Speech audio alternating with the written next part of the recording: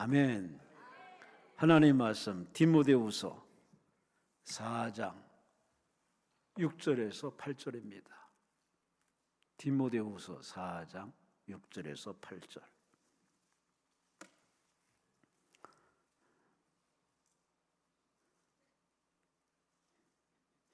이환야 집사, 곽건목 성도님, 건강 주시고 화목한 가정 주세요.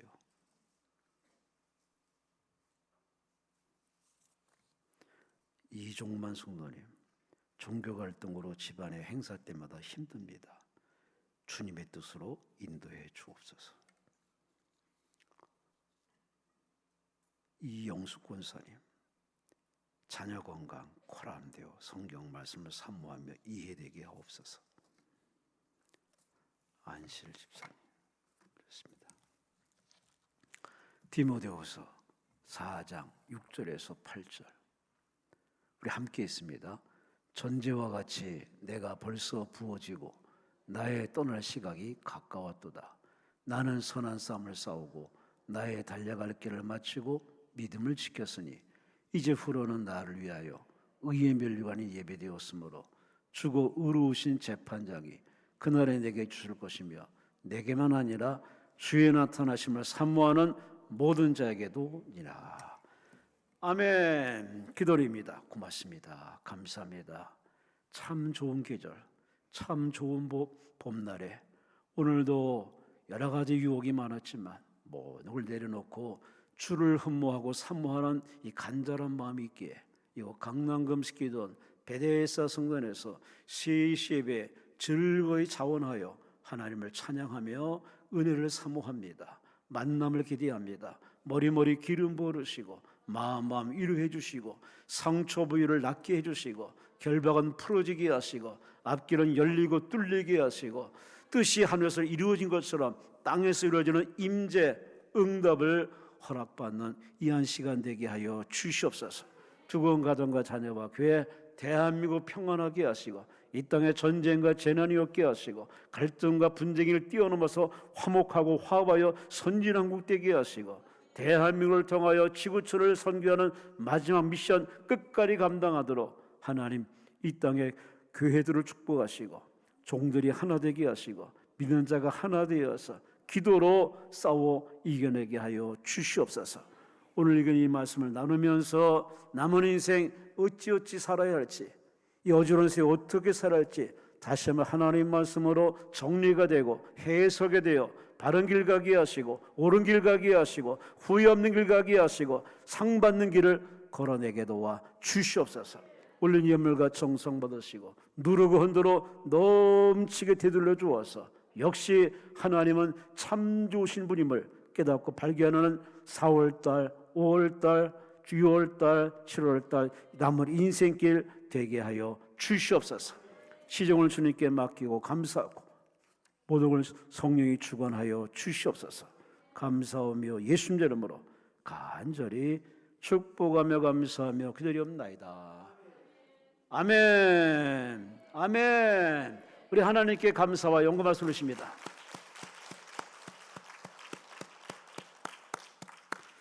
옆 사람과 인사 나누십니다. 하나님이 사랑하십니다.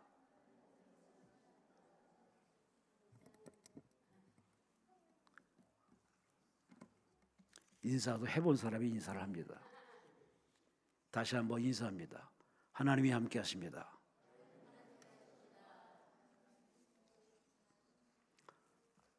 오늘 제목을 가지고, 오늘 말씀을 가지고 산다는 것은 라는 제목으로 함께 은혜의 말씀을 나누겠습니다. 우리는 인생을 삽니다. 주어진 인생을 살아가고 있습니다. 잘 사느냐 못 사느냐는 하나님 판단하시는 거고 우리는 그저 살아갈 뿐이고 살아낼 뿐입니다. 종종 살면서 좋다, 이 봄날처럼 좋다 하는 그런 날도 있어요. 이런 날만 쭉 있으면 얼마나 해피하겠습니까? 이런 날이 또 금방 또 지나가더라고요. 반면에 왜 이렇게 내 인생은 꼬이고 힘들고 어려울까? 그래서 삶이 지겨울 때가 있습니다. 그런 날도 있어요. 근데 그런 날이 계속되지는 않습니다. 이것도 지나가리라 하는 그 멋진 말처럼 기쁜 날도 지나가고 짜증나는 날 지나가고 다 지어난 것이 인생임을 우리는 살면서 경험합니다. 이쯤에서 한번 물어봅시다.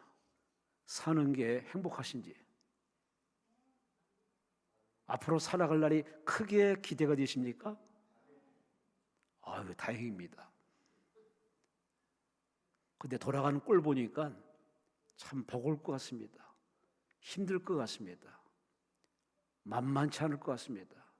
정말 기도 없이는 이겨내기 힘든 요즘 정세를 보면서 사람들의 마음을 보면서 하는 짓거리 보면은 야, 이거 정말 기도 없이는 순간순간 이겨내기 힘듦을 많이 깨닫습니다. 어찌 보면은 참 인생이 공평한 것 같습니다. 태어날 때는 불공정하고 환경이 불공정하지만 살다 보면 인생이 너무 공평합니다. 주어진 시간 똑같이 24시간입니다.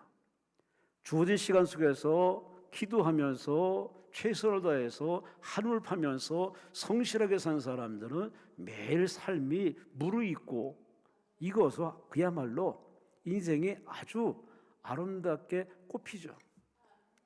여행과 공짜 바라는 사람들은 그 인생은 허탈합니다. 사는 게 뭔가, 인생이 뭔가, 그런 인생의 철학을 많이 깨닫는데 이건 부모 탓도 아닙니다. 나라 탓도 아닙니다. 다 본인 탓입니다. 본인이 주어진 시간과 공간 안에서 하나님 앞에서 믿음으로 최선을 사는 사람은 하나님이 세워주시고 길을 열어주시고 응답하는 것이 여러분 살아온 인생의 현장입니다. 그러니 지금의 삶에 대해서 여러분 인생을 나쁘다 평가하지 마시고 누굴 탓하지 마세요. 제일 하나님이 싫어하는 사람이 바로 그런 사람입니다. 다 하나님이 이위해서 여러분을 이 땅에 태어나게 했고 살라고 떠밀어서 우리 이 땅에 보내시는 하나님이 다 저마다의 소명과 사명이 있어 사는 건데 우리는 자기 삶에 대해서 그런 기대감을 가지고 열심히 산 날도 있지만 살다가 지쳐서 포기한 사람도 어지간히 많이 있습니다.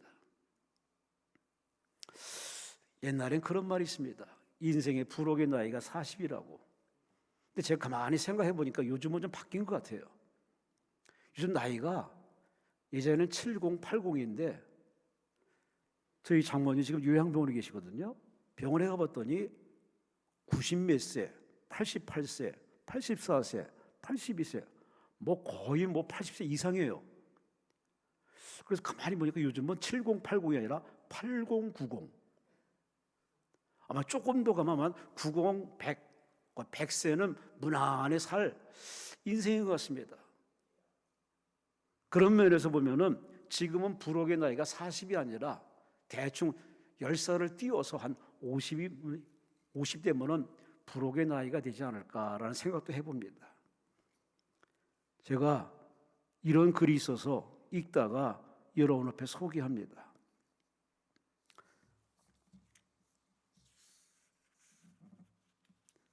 나이 50이 되면은 삶의 구조가 바뀐답니다. 무슨 얘기인가 하고 읽어봤더니 맞는 말인 것 같습니다. 나이 50이 되면은 돈이 있든 없든 가족이 있든 없든 혼자 책임져야 할 스스로 나이에 다다랐음을 또렷하게 깨닫는 나이라고 얘기하더라고요. 이때는 누가 옆에 있는 자가 중요한 것이 아니라 자기가 스스로 뭘 떠안고 책임지는 책임감이 있는 인생을 살 나이가 50이라고 합니다. 여러분은 스스로 자기 인생을 책임질 그러한 책임감을 가지고 지금 살고 계신지. 연세대 명예교수 김영석 씨도 이렇게 얘기했습니다. 100년을 살아보니 이런 책에서 이렇게 얘기했습니다. 사람은 결국 혼자 자기 삶을 책임져야 한다고. 누가 살아주는 것도 아니고 언제까지 계속 정부가 책임질 수 없고 교회가 책임질 수 없고 책임질 수 없어요. 본인이 스스로 책임질 나이가 인생이라고. 역시 인생을 산 사람은 한마디 한마디가 참 설득력이 있고 깨닫는 말인 것 같습니다. 여러분은 자기 인생에 얼마나 책임지고 사시는지, 하나님 우리에게 인생을 로봇으로 만든 것이 아니라 인격체로 만들어서 네 인생 내가 줄 테니까 책임져서 한번 나와 함께 파트너가 되어서 우리 하나님 나라 건설해보자라고 인생을 주었는데, 그런 자기의 위치와 사명을 깨달아서 하나님 앞에 인정받는 사람이 과연 이 자리에 몇 명이 될까? 다 살기 바빠요. 자기 인생을 가꾸기 바빠요. 그러다 보니 정작 하나님의 거룩한 뜻은 외면하고 사는 사람이 의외로 많습니다. 나이 50이 되면은 적어도 자기 감정 관리를 해야 할 나이라고 합니다. 감정 관리. 여러분, 우리 마음은 어디로 튈지 모릅니다. 저는 요즘에 와서 가만히 어르신들, 저도 나이 들었지만 가만히 보면은 왜 이렇게 변하지 않을까? 저 정도 되면 이제 나이가 무르익어서 향기 나고 뭔가 사람들에게 곰씹을 수 있는, 도움이 될 수 있는 영향력이 있는 나이인데도 불구하고 왜 나이 들면서 그렇게 곱게 우아하게 품격 있게 늙지 못하고 더 목소리는 거시기 하고 성격도 거시기 하고, 물론 이 자리에 그렇게 계신 분은 없겠지만 감정 하나 컨트롤 못하는, 마치 철딱서 있는 얼라처럼, 얼라처럼 하는 사람들 보면은 참 고개를 갸우뚱합니다. 김창욱 교수도 이렇게 책에서 얘기하더라고요. 지금까지 산 것처럼 앞으로도 살 건가요? 하는 책에서 하는 말이, 사람 정리하는 것에 신경 쓰지 말고 감정 관리가 우선이라고. 역시 제대로 사는 사람은 참 제대로 콕 찍는 말을 합니다. 우리 기도원에 와서 이 문제 저 문제 기도하지만 여러분, 가장 중요한 건 하나님 앞에 나의 지금 마음 상태입니다. 영혼 상태, 감정 상태가 하나님을 전적으로 신뢰하는 사람은 이미 문제는 해결됐어요. 왜? 하나님이 그 믿음을 따라서 역사하시기 때문에. 하지만 우리의 마음이 편치 않은 사람, 말씀 들으며 예배 드리면서도 감정 관리 못해서 불안한 사람은 역시 예배의 실패로, 들어올 때 모습이랑 나갈 때 모습이랑 똑같이 가는 사람들도 의외로 있습니다. 그거야말로 마이너스 아닙니까? 진정한 적자 인생 아닙니까? 누구는 은혜 받는데, 누구는 힘을 얻는데, 본인은 그냥 그 얼굴로 돌아가면은, 그 상태에 돌아가면은 그건 본인 탓이지 누구 탓도 아닙니다. 우리 매일매일 나의 감정 상태가 어디로 튈지 모를 때 이 감정 관리를 잘해야 되는데, 내 마음을 감정 관리한다는 걸 스스로 힘들어요. 그래서 우리는 하나님께 요청합니다. 주여, 내 마음 붙들어 주옵소서. 또한 50이 되면은 외로움을 이제는 어떻게 처신할 것인가? 밀려오는 외로움, 풍요 속의 외로움, 다수 속의 외로움, 이런 외로움은요 쑥 들어오거든요. 정말 힘듭니다. 이런 외로움을 대하여서, 이거는 자기만이 겪는 아픔이 아니라 누구나 다 겪는 수순입니다. 이 외로움에 대해서 어떻게 처신하냐에 따라서, 외로움에 대해서 원망하고 불평한 사람은 인생이 삐뚤어집니다. 그러나 외로움을 받아들이고 잘 소화하는 사람은 인생이 탄탄해지고 튼튼해지겠죠. 여러분은 지금 여러분 인생에 가족이 있지만, 자식이 있지만 왠지 모르는 그런 외로움을 어떻게 처신하십니까? 배우 유해진 씨가 한때 그런 말 했습니다. 나는 친구가 없다고. 누가 봐도 평범한 인물이고 천만 이렇게 동원하는 대단한 명배우지만 나의 진정한 친구는 없다고. 그 말 저희를 가만히 뜯어보면 이런 말이기도 합니다. 나는 많은 사람 두기보다는 차라리 불편하지 않은 관계를 난 더 좋아한다고. 같이 친구가 있으면 그 친구 도움 안 되는 친구, 민폐가 되는 친구, 그런 친구는 차라리 오히려 없는 것이 낫다는 얘기인데, 여러분은 혹시 주어진 이 여러 가지 인생의 수순인 외로움을 자꾸 이 사람 저 사람 만나고 여기저기 전화하면서 그렇게 깔아놓은 식으로 푸시는 사람은 갈수록 인생이 소비가 심할 겁니다. 점점 더 빼짝빼짝 말라갈 겁니다. 어차피 다 겪는 외로움입니다. 그 외로움을 여러분이 적응하고 타개할 수 있도록 우리의 마음에 평안을 주시고 위로해 주시는 하나님 앞에 기대해 보시기 바랍니다. 뿐만 아니라 50대면은 삶의 기준이 달라진답니다. 한마디로 인생에 정답이 없다는 걸 깨닫는 건 나이죠. 내 인생이 정답이 아니고 저 사람이 정답이 아닙니다. 다 그 사람마다 색깔이 있고 다르고 기준이 다 다릅니다. 서로 다름을 인정해 주는 것이 나이가 바로 50인데 우리는 여하간에 죽을 때까지 저 사람보다 나아야 되고 뭐 하는 어떤 그 강박관념이 많습니다. 그게 오히려 인생을 더 아주 희한하게 만듭니다. 남의 시선을 의지하지 마시고 남의 시선 따위에 신경 쓰지 마시고 여러분 스스로 내 인생은 내가 살아야 됩니다. 내가 옷 입고 내가 밥 먹어야 되고 내가 잠을 자야 되고 내가 근력 운동해야 되고 내가 예배당에 가야 되고 내가 기도해야 되고 내가 하나님 만나는 자기 기준을 여러분이 스스로 잘 설립하셔서 우왕좌왕 흔들리지 마시기를 주의 이름으로 바랍니다. 마지막으로 50이 되면 스스로 책임지는 자세가 필요하다고.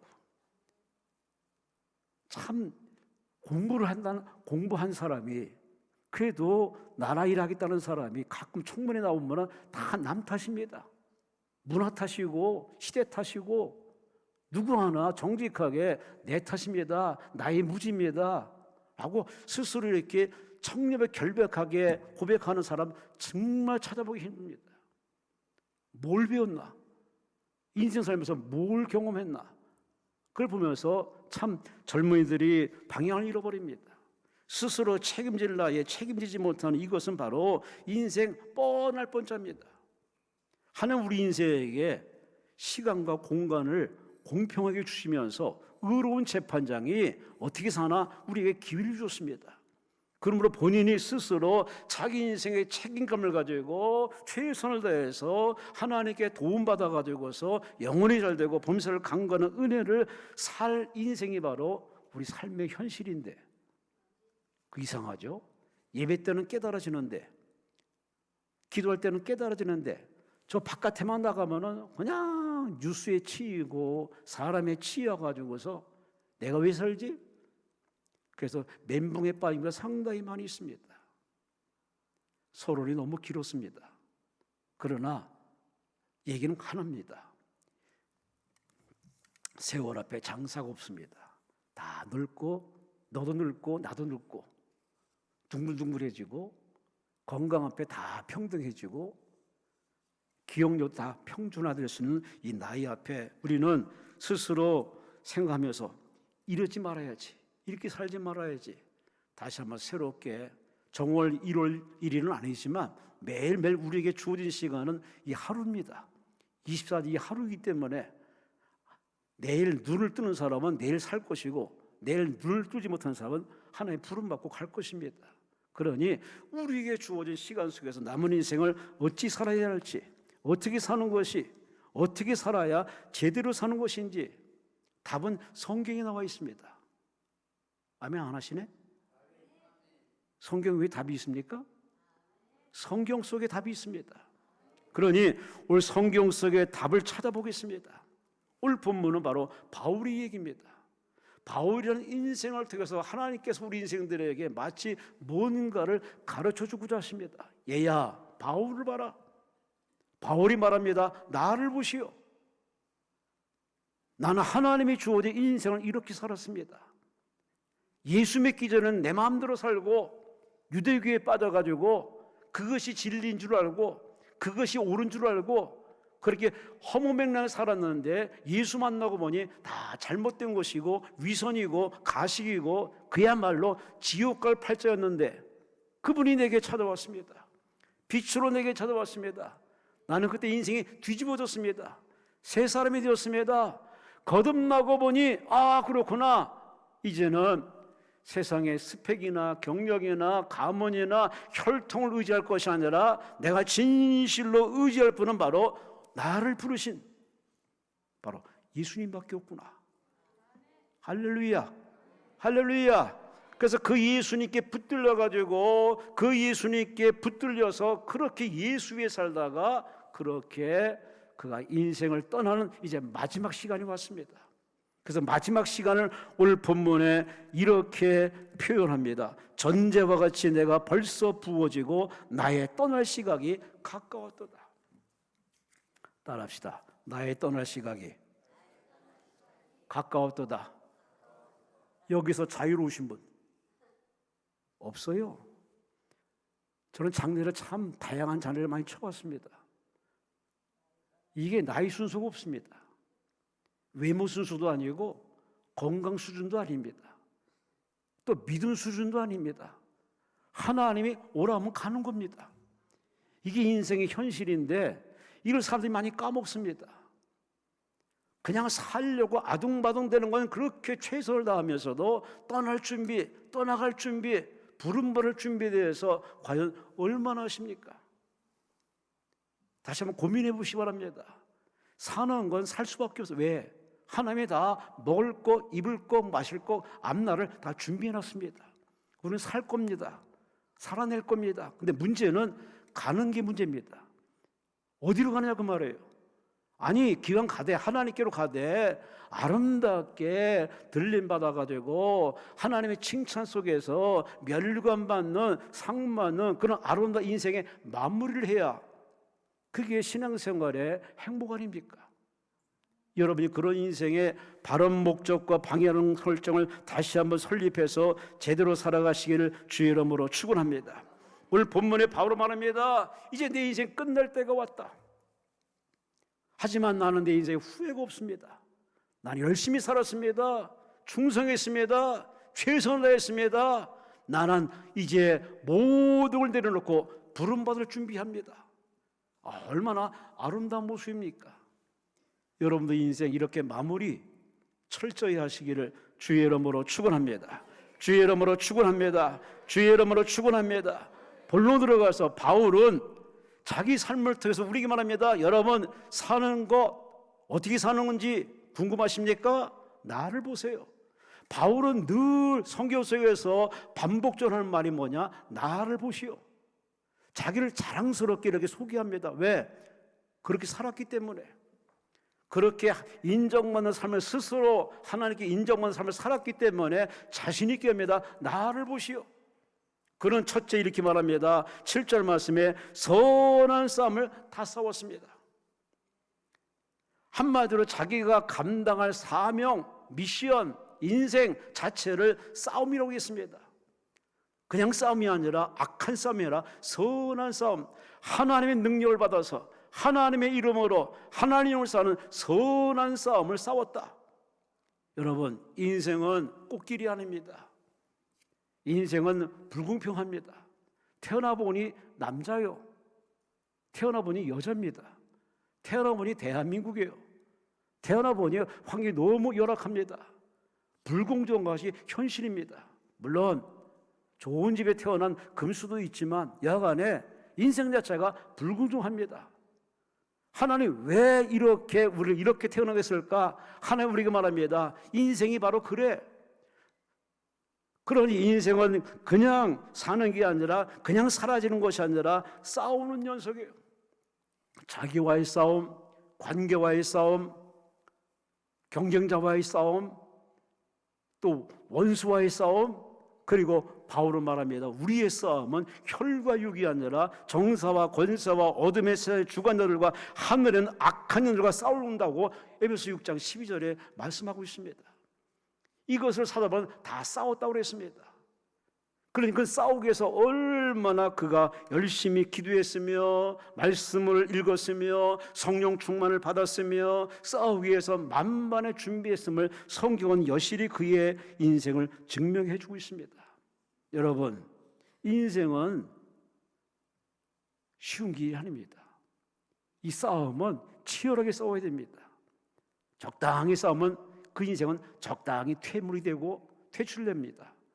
싸워야 되고 이겨야 되고 반드시 이겨야 되고 끝까지 이겨야 되고 한 번 승리한 사람이 승리한 것이 아니라 살아남은 자가 승리하는 것이란 그런 멋진 말도 있듯이 끝까지 싸워야 되는데 끝까지 싸우는 이 지구력, 근력을 과연 여러분이 얼마나 공유하고 계십니까?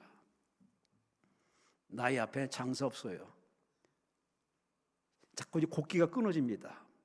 이제는 세 끼에서 두 끼, 두 끼에서 한 끼 반, 한 끼 반에서 한 끼. 자꾸 이제 먹는 게 싫어집니다.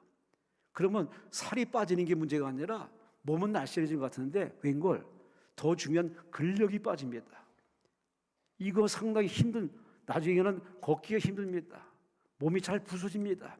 단백질도 먹어야 되고 근력 운동도 해야 되고 햇빛 쏘여서 비타민도 받아야 되고 여러 가지 영양제도 보급받아야 되고 그 인생 자체가 이 쉬운 게 하나도 없습니다. 전에는 자고 나면 다 개운했습니다. 근데 자고 나도 개운하지 않아. 뭔가의 자극이 필요하고 뭔가의 도움이 필요한 이것이 나이 먹는 수순입니다. 그러니 자기 몸 하나 추스리지 못하는 판에 참 이 다문화권, 무한경제, 이 살벌한 말쓰지 말에 사라지겠지? 천만에 만만에 꿈깨시 바랍니다. 그런 건 없습니다. 본인이 싸워야 되고 본인이 싸워야 되고 본인이 싸워야 되고 본인이 싸워야 되고 아멘 할 때까지 해볼까요? 본인이 싸우는 겁니다. 누가 싸워주는 게 아닙니다. 본인이 싸워야 됩니다. 그러니 우리는 적들을 분별해야 되고 적인지 아군인지 분별해야 되고 그러니 우리 싸움에서 이기기 위해서는 자기의 공부도 필요하고 노력도 필요하지만 그러나 우리의 싸움은 혈과 육이 아니기 때문에 사도 바울처럼 하나님 앞에 도움을 청하는 이 간절한 기도 성령 충만을 여러분이 얼마나 사모하십니까? 꼭 예배 때만 이게 들려. 현장에서는 그런 생각이 전혀 없어. 이게 크리스찬들의 그리스도인들의 교인들의 지금 신앙 상태입니다. 그래서 신앙생활이 늘 불안합니다.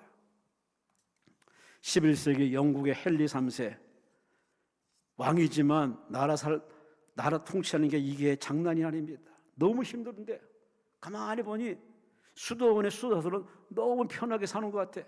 아니요, 얼굴에 항상 이렇게 뭔가 은혜로운 얼굴이야. 늘 말씀을 보고 기도하는 그 모습이 너무 부러워서 안 되겠다, 다 때려치고 수도사나 되겠다. 그래서 수도원을 찾아가서 은밀히 제안합니다. 나 수도사 되기 싶다고. 그게 수도원장이 이 왕의 속내를 알기 때문에 수도사가 되려면은 중요한 규칙이 있는데 그걸 지킬 수 있습니까? 뭔데요? 그건 다름이 아니라 수도원의 생명은 순종입니다. 왕의 자리에 있는 분이 이 수도사가 되어서 순종할 수 있겠습니까? 라고 얘기했더니 왕이 무슨 마음인지 맹세합니다. 예수의 이름을 걸고 내가 맹세합니다. 철저히 순종하겠습니다. 라고 결의에 찬 말로 얘기했더니 수도원장이 딱 쳐다보다가 그러면 자격이 있습니다. 이제 제가 수도원 원장으로서 첫 번째 명령을 내립니다. 명령을 내리세요. 당장 왕궁으로 돌아가세요. 돌아가서 하나님 맡기신 백성들을 잘 다스리시기 바랍니다. 왕이 분명히 약속했습니다. 내가 주의 이름으로 순종하겠습니다. 이 헨리 3세는 그 말이 하나님 말씀을 받으려서 그는 스트레스 받는 그 모든 일생에서 벗어나 그 말을 붙들고 하나님의 은혜를 힘입어서 다시 왕이 올라가서 왕의 역할을 잘 감당했다는 그의 한 단면을 얘기하는 이유가 뭡니까? 왕이라고 항상 신바람 난 게 아닙니다. 높은 자를 항상 이렇게 행복한 게 아닙니다. 돈 많은 사람 아주 행복한 줄 아시죠? 그들만의 엄청난 고독한 고민이 있습니다. 없는 사람만 고민인 게 아닙니다.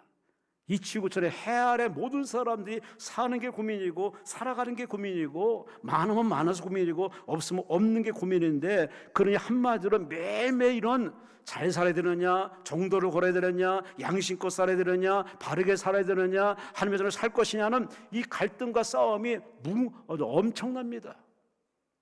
지는 사람은 패배자가 될 것이고 세상 사람 될 것이고 죄인이 될 것이고 버림받는 자 될 것입니다. 하지만 바울은 그런 갈등 속에서도 끝까지 하나님 편에 서서 하나님의 도움받아서 이겨냈음을 자랑스럽게 이렇게 말합니다. 나는 선한 싸움을 다 싸웠습니다.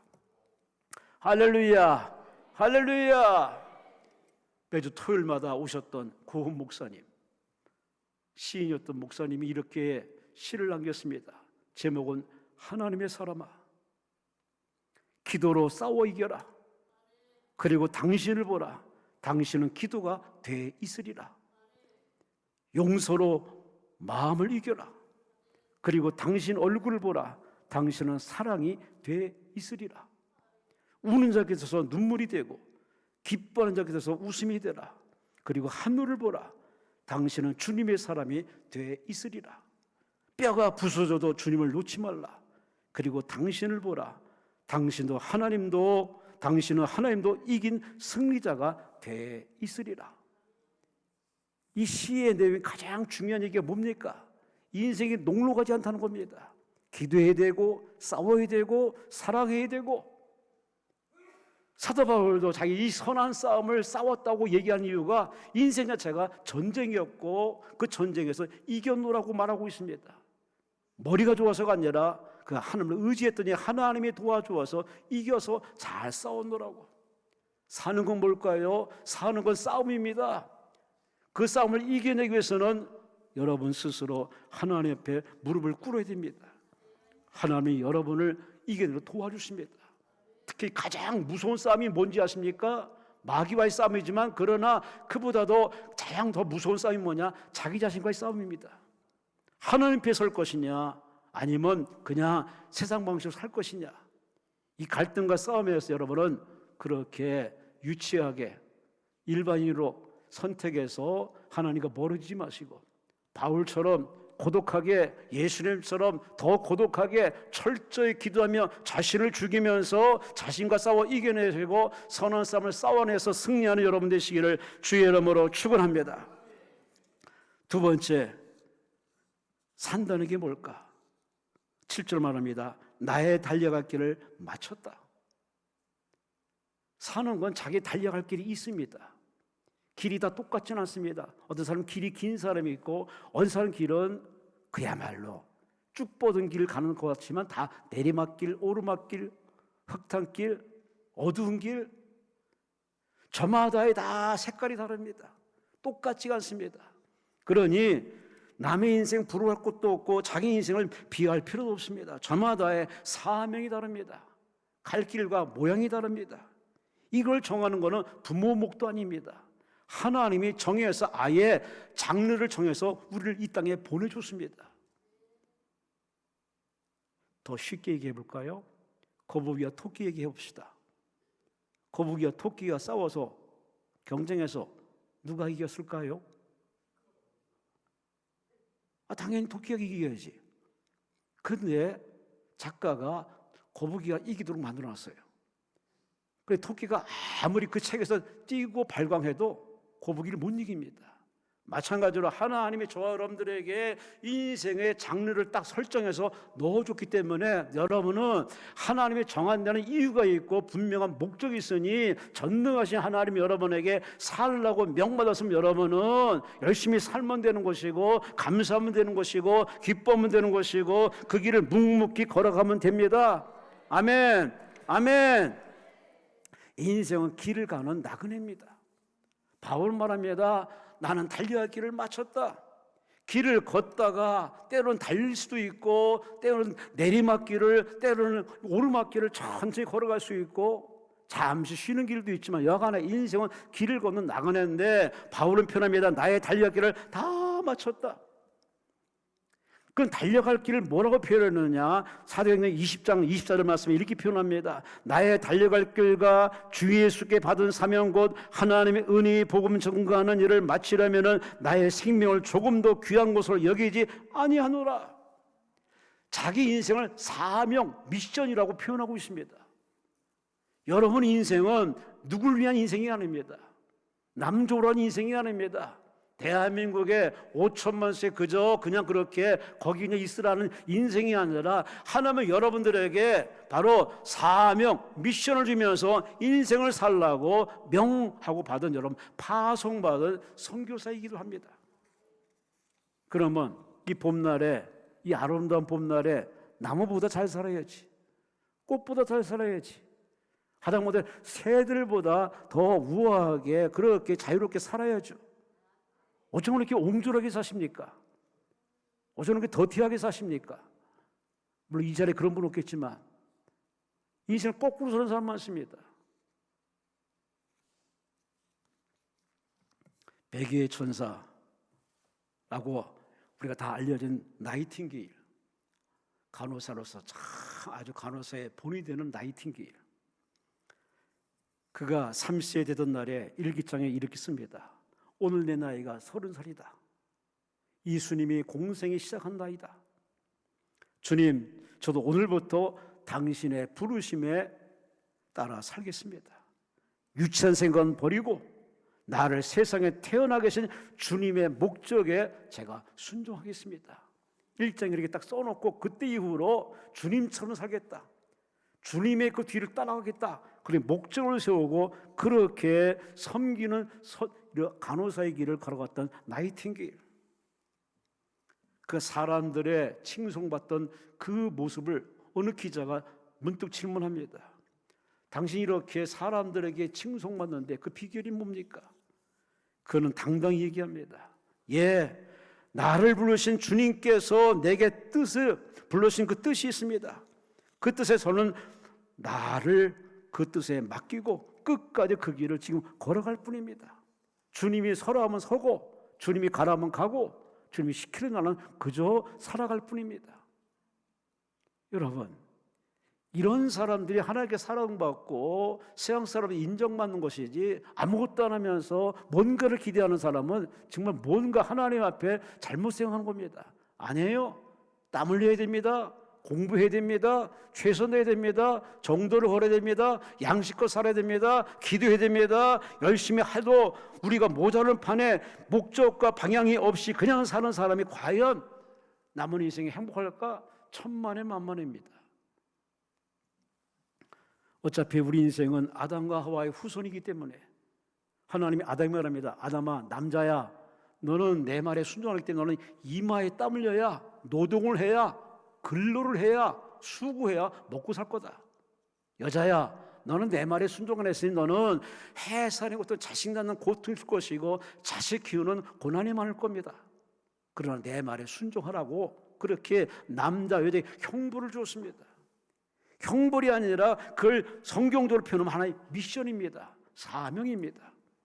그러니 남자는 죽으라고 일을 해야 되고, 여자는 열심히 가정을 돌봐야 되고, 자식 키워야 되고, 여기서 예외는 없습니다. 근데 우리는 자꾸 예외를 추구합니다. 빠른 길, 지름길, 오르막길을 되게 추구합니다. 아니에요. 세상이 바뀌고 정권이 바뀌고 아무리 바뀌어도 원칙은 바뀌지 않습니다. 우리 하나님 앞에 이마에 땀 흘리는 것이 가장 성스러운 것이고 영광스러운 것이고 그 땀 바로 축복이 될 것이고, 수고한 모든 보람과 애씀에 받은 수고의 바로 반드 결과는 하나님이 챙겨주시고 부어주시고 응답을 해주십니다. 여러분, 다시 한번 목적 있는 삶을 분명히 사시 바랍니다. 차라고 아무데나 가서는 안 됩니다. 사람이라고 아무데나 건너서는 안 됩니다. 요즘 교통경찰들이 많이 단속합니다. 우회전할 때 잠시 멈춰야 됩니다. 그걸 무시해버리면 불시에 나타나가지고 단속하면 범칙금이 어마어마합니다. 이래저래 기름값도 오르는 판에 범칙금이 어이구 기름값을 뛰어넘습니다. 우리는 원칙을 중시 여기고 기본을 중시 여기고 바로 진리인 바로 말씀대로 사는 것이 성도의 본분인데 우리는 과연 그렇게 사는지요? 쉽게 편하게 사는 길은 없습니다. 10절 이하에 보면은 바울은 이렇게 정직스럽게 우직스럽게 한 걸음 한 스텝 걸어가는데 그 길이 쉬운 길이 아닙니다. 자기와의 싸워서 이겨야 되고 갈등을 이겨내야 되고 억울함도 참아내야 되고 이렇게 끝까지 자기 길을 걸어가는데 그 길이 항상 햇빛이 비치지는 않습니다. 때로는 비바람과 눈보라도 치는데 그 길을 묵묵히 걸었던 이 사도 바울과 달리 10절 말씀 보면 대만은 세상을 향해서 떠나버리고 데살로니가로 떠나버리고 그리스계는 갈라디로 떠나버리고 디도는 달마디아로 떠났다고 바울의 한편이었던 사람들이 하늘을 떠나갑니다. 제가 신학 들어가서 그렇게 많았던 신학 같은 학우들을 보면은 지금 어디 가서 뭐 하는지 남아있는 자가 별로 없습니다. 물론 조용히 은밀한 데서 일하는 분들도 있지만은 참 찾아보기 힘듭니다. 끝까지 버티는 게 이게 장난이 아닙니다. 정말 오죽하면 성경에 끝까지 견디는 자가 구원 얻으리라. 할렐루야, 할렐루야. 길도 좋은 길이면 운전할 맛이 납니다. 그러나 길이 신통치 않고 마음에 안 들면 짜증이 나고, 같이 합성한 사람이 동행자가 마음에 안 들면 정말 가고 싶지 않습니다. 인생도 마찬가지입니다. 항상 좋은 사람, 편한 사람, 좋은 길 없어요. 어딜 가도 없어요. 그리고 어차피 내가 겪어야 되고 감내해야 되고 이겨내기 위해서는 오늘 사도바울 같은 정신이 필요합니다. 끝까지 자기 달려갈 게 이건 나의 숙명이고 운명이고 미션이고 사명이고 나의 달려갈 길이라는 정한 코스임을 알고 여러분이 피하지 말고 야합하지 말고 끝까지 묵묵히 조벅조벅 거북이처럼 저 고지를 향해서 묵묵히 저 천성을 향해서 걸어가시기를 주의 이름으로 축원합니다. 여러분이 기도원 왔으면은 응답이라는 그 고지점 올라가기까지 여러분에게 과정이 필요하고 그 과정을 하나님이 다 지켜보고 있습니다. 몇 마디 말로 응답받겠다는 그런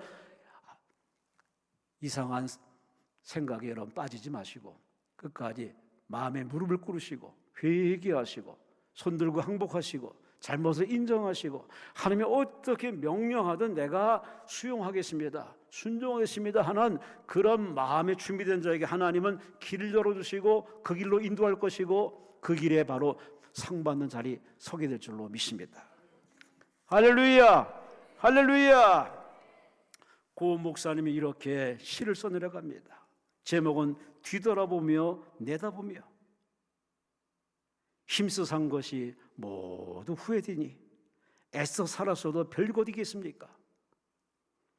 그리고 붙들려 끌려온 괴로운도 기쁜 시간들, 그것만이 나의 진실한 삶이었습니다. 감사합니다, 사랑합니다. 그 사슬로 인해 오늘의 나 되었고 내일은 당신의 것이 될 것입니다. 멋진 시입니다. 그분에게 붙들려서 이렇게 끌려갔던 그 삶이 기쁜 날도 있지만 슬픈 날도 많았는데 오히려 그 날이 자기를 자기 되게 하고 하나님이 쓰시는 그릇되었다는 이 말, 오늘 본문에 바울이 한 말이 바로 그 말입니다. 나의 달려갈 길이 정말 원치 않는 길이었지만 그러나 그 길을 감내하고 견디고 버티고 돌파하고 기도하면서 끝까지 걸어갔더니 사위 바울이 되었고 성경에 인정하는 인물이 되었고. 할렐루야, 할렐루야. 여러분도 그 과정 속에 있으니 피하지 마세요. 옆에 쳐다보지도 마시고 남 부러워하지도 마시고 여러분이 살아야 되고 살아내야 되고 끝까지 하나님의 도움받아서 이겨내시기를 주의 이름으로 축원합니다. 마지막으로 가장 중요한 얘기 7절에 말합니다. 믿음을 지켰으니. 따라합시다. 믿음을 지켰으니. 사는 게 뭘까요? 믿음으로 사는 겁니다. 믿음을 지키는 겁니다. 여기는 두 가지 의미가 있습니다. 여성의 바로 정조를 얘기합니다. 순교를 지키는 것. 군사적인 용어는 바로 파수꾼이 되어서 적들이 오나 파수로 지키는 것. 믿음 바로 그겁니다. 예수께서 십자가에서 다 이루었다라고 명령하시고 완성하시고 죽으시고 3일 만에 부활하고 승리했기 때문에 예수께서 다 이루신 이 구원의 열매를 우리가 지킨다는 것, 이게 바로 우리가 사는 이유고 살아가는 이유고 믿음으로 사는 이유입니다. 착각하지 마세요. 내가 이렇게 하면 되겠지, 이렇게 했으면 됐을 거야. 천만에 만만에. 그건 바로 일반적인 민주주의, 자본주의, 사회적인 개념입니다. 이미 우리의 풀어야 할 문제는 이미 예수께서 십자가 다 완성해 놓으셨습니다. 왜 아멘을 혼자만 하세요? 예수님이 다 완성해 놨습니다. 갈등의 문제, 관계의 문제, 불화의 문제, 질병의 문제, 가난의 문제, 죽는 문제까지, 지옥 문제까지, 마귀 문제까지 예수께서 십자가의 죽으심으로 청산하기 때문에 예수님만 믿으면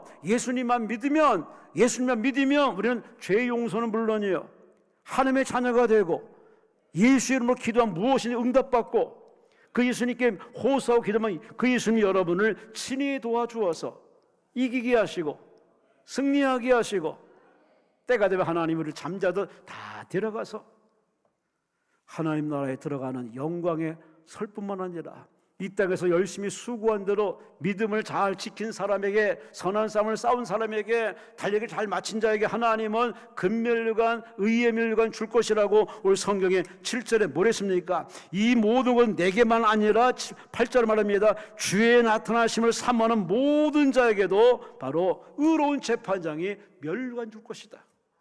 기대하시기 바랍니다. 기대하시기 바랍니다. 왜 목사들이, 왜 선교사들이, 왜 순교자들이 왜 그렇게 목숨을 그렇게 끝까지 믿음을 지킨지 아십니까? 이 땅에 100배의 상도 있지만 그건 아무것도 아닙니다.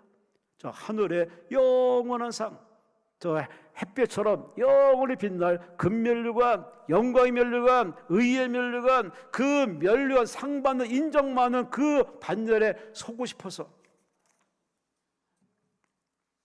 하나님은 여러분에게 그런 상을 허락해 주십니다. 할렐루야. 근데 바울이 이 말 이면에는 아픔이 있습니다. 믿음을 지키는 게 쉬운 게 아닙니다. 첫사랑 때는 이게 수월해요. 왜?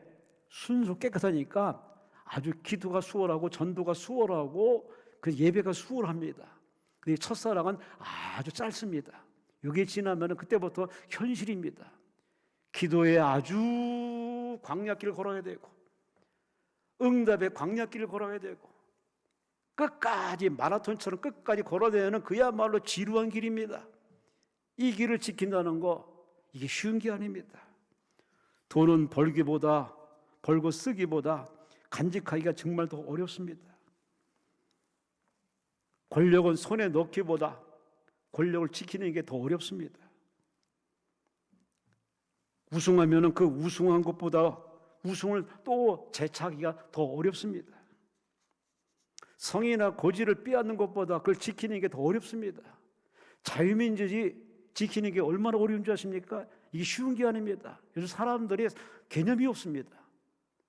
민주주의 개념이 완전히 엉망진창입니다. 정말 심각하고 어려운 시대에 살아갑니다. 모든 게 수월한 거 없습니다. 가장 중요한 게 뭐냐? 지키는 게 중요한 건데, 어찌 보면 우리는 예수님이 십자가 다 이루신 이 빅토리, 승리, 글로리, 온전한 이 승리를 우리는 지키는 게 우리에게 숙제고 과제고 미션인데, 이걸 지키기 위해서는 우리에게 말합니다. 예수님 말합니다. 얘야, 깨어있으라. 마가복음 13장 37절에 말합니다. 깨어있으라. 내가 너희 하는 이 말은 모든 사람에게 하는 말이니라. 모든 사람, 바로 이 시대, 오늘 이 5월달 예배드리는 여러분에게 하시는 말씀, 메시지입니다. 깨어있으라. 옆 사람과 인사합시다. 깨어있으라. 아멘, 아멘, 아멘. 나라 사랑으로 깨어있으면요, 쌈박질 안 합니다. 거짓말 안 합니다. 이웃 사랑하는 사람이 그렇게 거짓말하며 그렇게 이웃을 이렇게 아주 사지로 내뭡니까? 요즘 참 뉴스 보기가 짜증나서 가끔 뉴스를 안 봅니다. 뭘 보나? 뭘 봐야 되나? 헷갈릴 때가 많습니다. 이거 어차피 말세이고 종말이기 때문에 우리가 감내해야 되지만, 그러니 여러분이 이런 때 우리가 흔들리거나 무너지지 않기 위해서는 방법 하나밖에 없습니다. 우리 시선을 하나님께 고정하고 그 하나님과 소통해야 되고, 마음의 소통이 돼야 되고, 그 하나님을 충만해야 되는데, 그 유일한 방법이 뭐냐? 말씀에 의지해서 기도하는 일밖에 없어요. 따라합시다. 기도가 정답이다. 아멘. 기도하면 하나님이 정답을 주세요. 그리고 기도하면 내 마음부터 치료해 주세요. 나를 변화시킵니다. 내가 변화되어야 그 사람과 변화가 이루어집니다. 내가 변화되지 않은 채 그 사람을 변화시키려고 백날 기도해 보시기 바랍니다. 그 기도는요, 반쪽 기도입니다. 진짜 기도는요, 기도하는 나를 바꿔주십니다. 생각을 바꿔주시고 사상을 바꿔주시고 스타일을 바꿔주시고 인생을 바꿔주십니다. 이 기도의 맛을 여러분이 제대로 체험하시기 바랍니다. 믿음은 지켜야 할 숙제고 사명인데 성경 히브리서 10장 38절에 말합니다. 나의 의인은 믿음으로 말미암아 살리라. 아멘. 밥심이 살리는 게 아닙니다. 돈임이 살리는 것이 아닙니다. 돈 하지 마세요. 진실로는 그건 잠깐이고 인생 살아본 사람 얘기 다 들어보세요. 돈이 아니더라. 아주 백인백 다 똑같이 얘기합니다. 물론 돈은 참 우리를 편리하게 하고 참 우리를 스마트하게 하고 참 좋게 해줍니다. 그러나 돈이 사람의 수명을 늘리지는 않습니다. 행복은 잠깐 일시적인 행복입니다. 진정한 참만족 행복은 바로 우리를 만드시고 파송하신 하나님 주시는 바로 선물 아니겠습니까? 그 선물은요, 믿는 자에게 주시는 바로 은혜의 선물입니다. 여러분은 믿음으로 사는 것을 다 알지만은 과연 믿음으로 얼마나 사십니까? 고은 목사님이 이렇게 시집에서 남깁니다. 제목은 감사의 창가에서. 이분의 시를 그냥 여벌로 듣지 마시고 한번 들어보시기 바랍니다. 소득 또한 많이 부족합니다. 때문에 가슴 비우고 청빈을 누릴 수 있는 실로 부유한 자가 되었습니다. 건강에 많이 모자랍니다.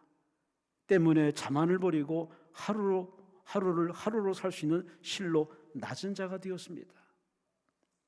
친구 또한 하나둘씩 떠나갑니다. 때문에 외로움 속에서 주님만 바라보는 경건한 사람이 되었습니다. 믿음으로 산 사람의 이야기입니다. 믿음으로 산 사람의 고백입니다. 믿음으로 사는 것만이 정답이고 해답이고 돌파력이고 믿음만이 있으면은 하나님은 우리의 믿음 보시고 열어주시고 풀어주시고 세워주시고 응답하십니다. 그러니 세상 사람처럼 헛질하지 마시고 믿음을 키우시 바랍니다. 믿음을 키우내시 바랍니다.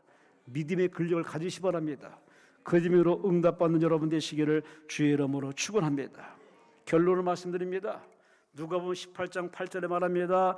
그러나 인자가 올 때 세상에서 믿음을 보겠느냐? 경고장입니다. 요즘 많은 교회를 떠납니다. 종교를 갈아엎습니다. 세상이 좋다고.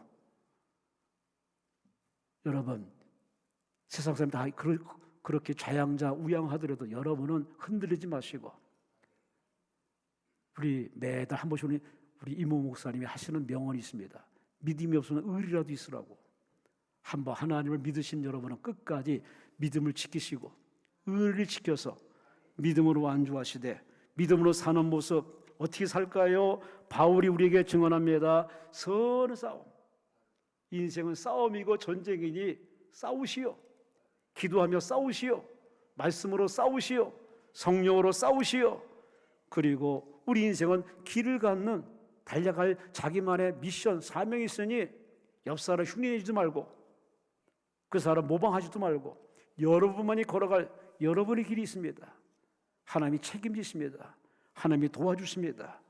그 길을 우리가 끝까지 감내하기 위해서는 우리 가장 필요한 게 뭐냐? 하나님 믿는 믿음이 필요합니다. 이 믿음은 여러분 지켜야 됩니다. 다른 건 다 뺏겨도 괜찮아요. 곧 채워집니다. 그러나 믿음을 뺏기면은 전부를 잃어버린 겁니다. 끝까지 이 믿음을 말씀을 읽으시고 예배 잘 들으시고 신앙의 공동체 교회에서 신앙생활을 잘 하시고 총까지 성령의 도움 받아서 믿음이 계속 자라서 믿음의 거부가 되어서 제2의 사도 바울처럼 멋지게 아름답게 우아하게 폼나게 성경에 기록되는 상 받을 만한 그런 믿음의 성도로 길을 잘 걸어내시기를 주의 이름으로 축원합니다. 주의 이름으로 축원합니다. 주여 삼차하며 동서로 기도합니다. 주여